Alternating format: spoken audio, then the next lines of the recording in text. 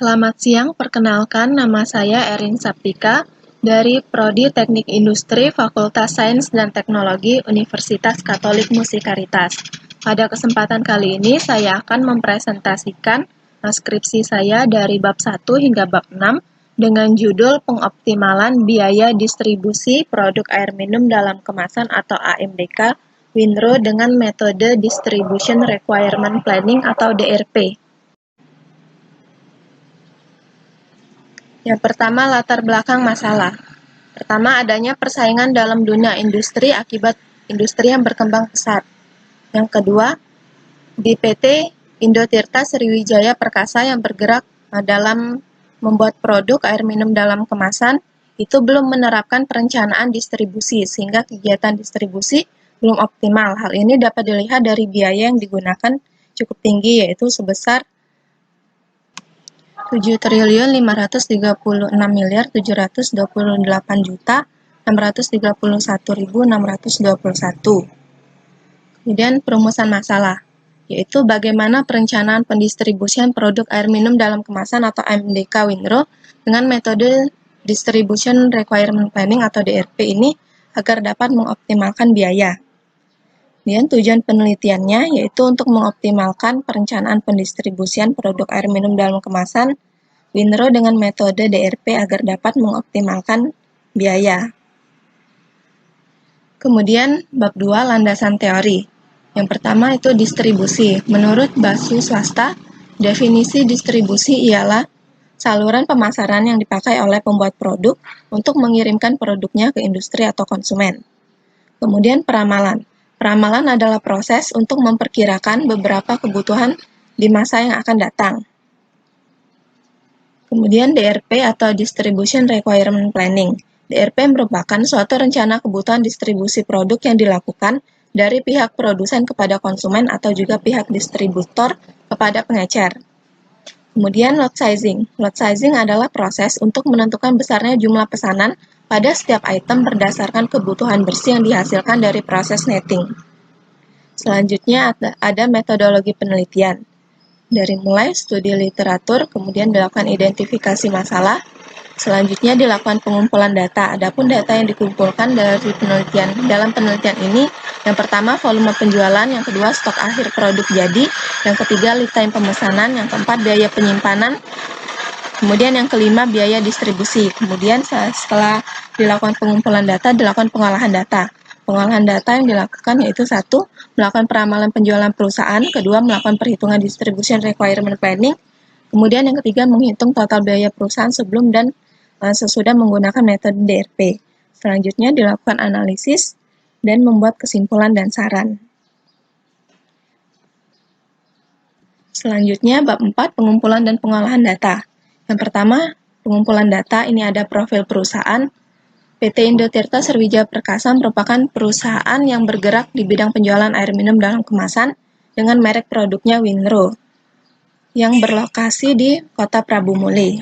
Adapun jenis produk yang dibuat di perusahaan ini yaitu kemasan cup isi 220 ml, kemudian botol 600 ml, botol 1500 ml, dan produk galon 19 liter.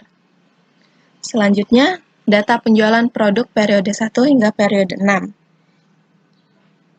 Untuk data volume penjualan ini bisa dilihat pada tabel.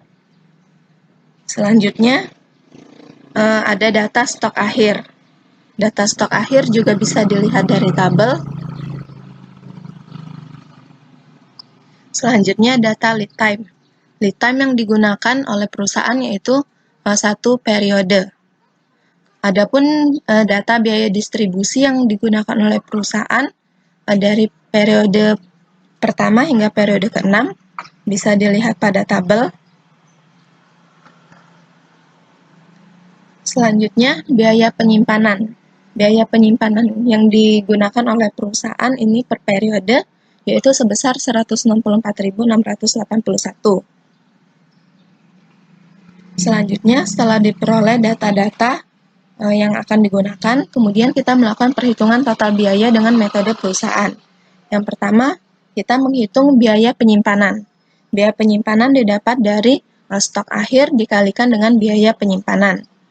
Sehingga Dari hasil perhitungan ini kita dapat total biaya penyimpanan yang digunakan oleh perusahaan yaitu 85.589.162.087.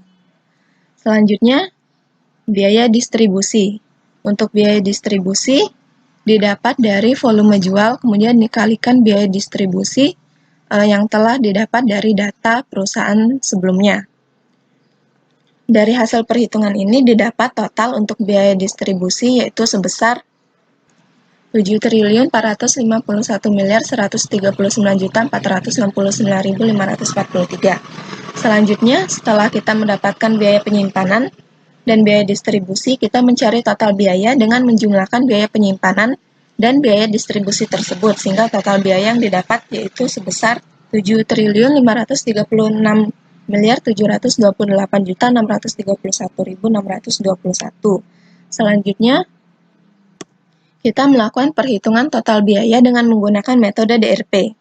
Yang pertama ada peramalan permintaan. Ini merupakan tabel kesalahan yang terjadi dalam peramalan permintaan. Dari tabel ini bisa kita lihat kesalahan peramalan yang paling kecil itu terjadi pada metode peramalan trend analisis, sehingga kita menggunakan metode peramalan trend analisis. Selanjutnya penetapan lead time. Lead time yang ditetapkan yaitu 1 periode. Kemudian perhitungan safety stock. Dalam penelitian ini tidak menggunakan safety stock karena diasumsikan target produksi akan terserap semua oleh pasar. Selanjutnya dilakukan perhitungan DRP. Dalam menghitung DRP, diketahui POH yaitu dari data persediaan untuk periode sebelumnya itu sebesar 38.901. Kemudian lot size yang digunakan adalah lot for lot dan lead time itu 1 periode.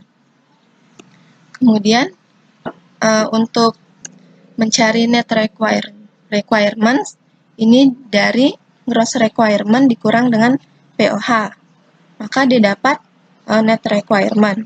Selanjutnya, karena kita menggunakan lot size lot for lot, sehingga plan order receipt yang kita gunakan sama jumlahnya dengan kebutuhan yang kita butuhkan.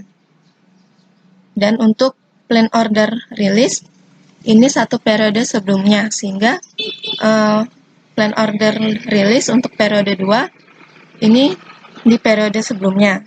Kemudian untuk periode 3, plan order release-nya berada di periode 2, dan seterusnya.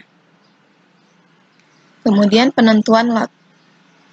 Seperti yang dikatakan sebelumnya, lot size yang kita gunakan yaitu lot for lot, sehingga untuk periode 2, 3, 4, 5, dan 6, kita melakukan pemesanan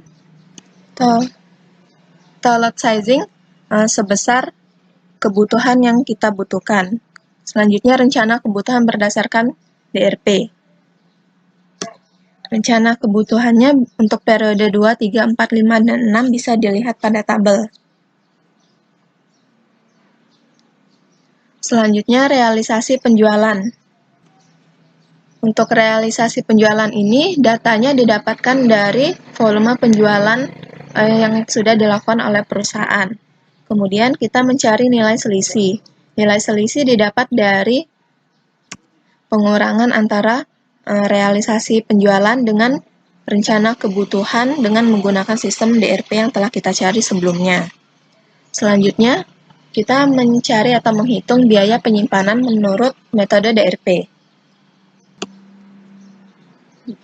Untuk menghitung ini, kita lakukan perkalian antara stok akhir yang sudah didapat dengan biaya penyimpanan, sehingga untuk biaya penyimpanan menurut metode DRP didapatkan totalnya yaitu sebesar 114.363.379.174. Selanjutnya untuk biaya distribusi dicari dengan rencana kebutuhan yang telah kita cari sebelumnya, kemudian dikalikan dengan data biaya distribusi perusahaan, sehingga total untuk biaya distribusi yang didapatkan yaitu 7.281.088.610.557.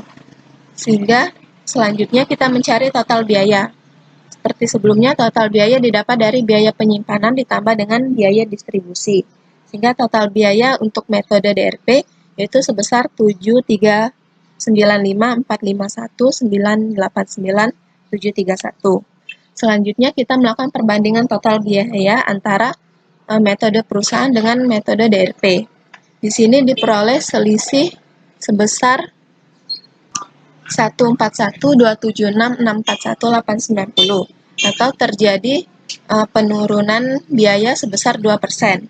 Jadi dapat dilihat bahwa biaya yang menggunakan perencanaan dengan metode DRP lebih kecil daripada biaya yang digunakan oleh perusahaan. Selanjutnya analisa. Dalam penelitian ini dilakukan perbandingan total biaya menurut perusahaan dan menurut perencanaan penjadwalan Distribution Requirement Planning atau DRP. Menurut perusahaan, total biaya terkait dengan aktivitas distribusi adalah 7536728631 dan total biaya menurut perencanaan penjadwalan DRP yaitu total penyimpanan dan biaya distribusi sebesar 7395451989731 sehingga didapatkan penurunan total biaya sebesar 141.276.641.890 atau 2%. Jadi hasil yang didapatkan dengan menggunakan metode DRP adalah bahwa metode ini dapat meminimumkan total biaya yang terkait dengan aktivitas distribusi perusahaan. Kemudian bab ke-6 yaitu kesimpulan dan saran. Kesimpulannya yaitu berdasarkan penelitian yang telah dilakukan dapat disimpulkan bahwa dengan menerapkan metode DRP dapat mengoptimalkan kegiatan distribusi yang dilakukan oleh perusahaan. Hal ini dibuktikan dengan adanya penurunan total biaya yang digunakan perusahaan yaitu sebesar 2%. Kemudian sarannya berdasarkan penelitian yang telah dilakukan ini, saran yang dapat dipertimbangkan oleh perusahaan adalah sebaiknya perusahaan mempertimbangkan untuk menggunakan perencanaan penjadwalan aktivitas distribusi produk karena dengan menerapkan metode ini, biaya yang digunakan oleh perusahaan dapat lebih optimal. Demikian presentasi saya. Terima kasih.